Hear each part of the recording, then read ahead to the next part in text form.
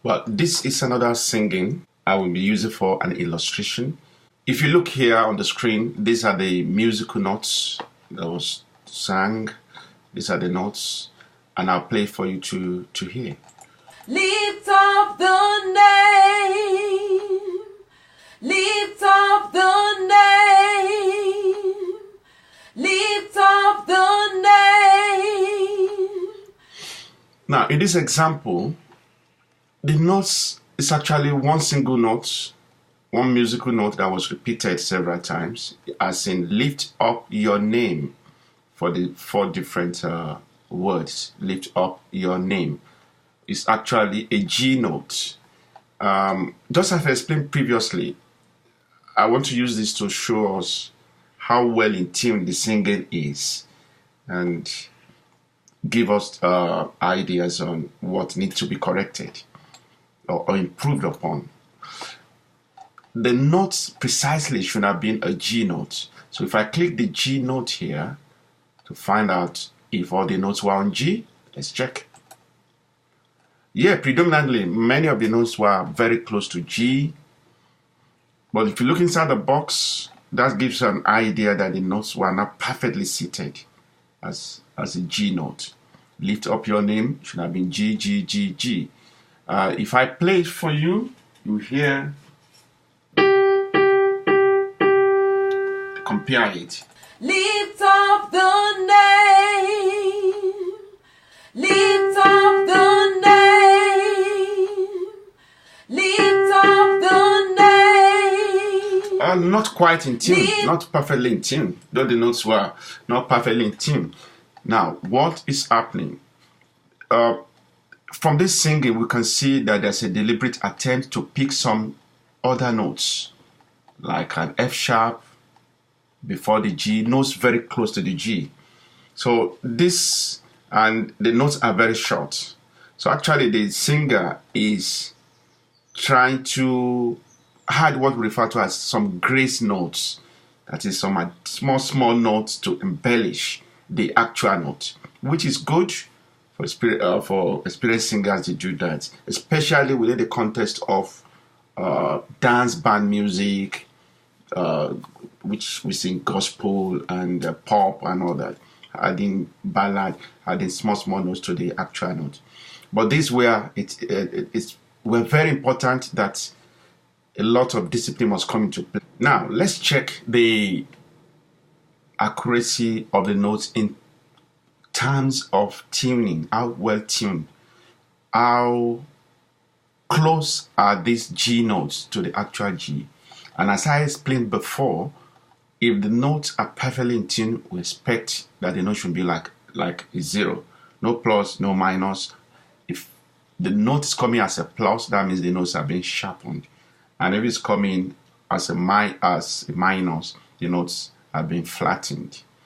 And how far away from that 0 determines how tuned the notes are. If we look here,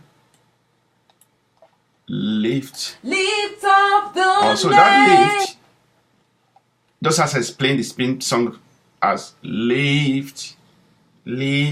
So it's like it's a slow or a grace note coming, additional note coming here. Lift. So bringing 2 notes. Well, now I will not be too much concerned about the first one because it's sliding into the actual note. But the actual note is actually way off. If that's the case, the actual note is way off. It's way off. It's gone into a G sharp note. It shouldn't have been a G. So the first note, which is an F sharp, lower than the G. So neither of these 2 notes is actually within the expected G notes. One has gone below it. The other one has gone above into a different note. So this is definitely not in tune at all. Why? It's got to do with something must have happened because this was continuous singing from the beginning. So the tail end here, something happened which led into this, which was not good. Okay, now with time we might come back to that. Now, if we go lift up here, what's the value of that G note? It's plus 32. Plus 32, that means the note was sharpened, and this is significant. It's way above the expected note, G note. Lift up your, another slur there, your. So doing the same thing that was done here. Lift up your. Now let's check this note. This should be a G, as I mentioned. It's a G, but seriously sharpened by plus 63. It's gone off. This is the additional note that was added. Your lift up your name, which is the actual note. Now it's a long note, so there's no way it's going to slide or glide that note. So he or she definitely sang the note, and it becomes. Let's listen to it. Lift up the name. Oh, that name. How accurate is the name? Let's take it from here. Well, it's sharpened. So I see here instantly that there's a tendency for this singer to sharpen his or her notes. The natural tendency is there. So consciously, there should be an attempt to work on make sure that the notes are not too sharpened. I know it's not accompanied, so it makes it even more difficult to sing in tune.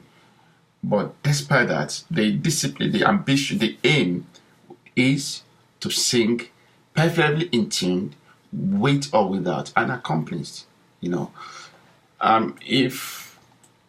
we look at the these pitch lines here, which give us an idea of how the voice was vibrating, we'll see a relatively consistent pattern. So there's vibrato in the singing, and the vibrato is generally good. It seems like it's generally good, fairly consistent, good. But at the tail end of it, there's a loss of control of the vibrato.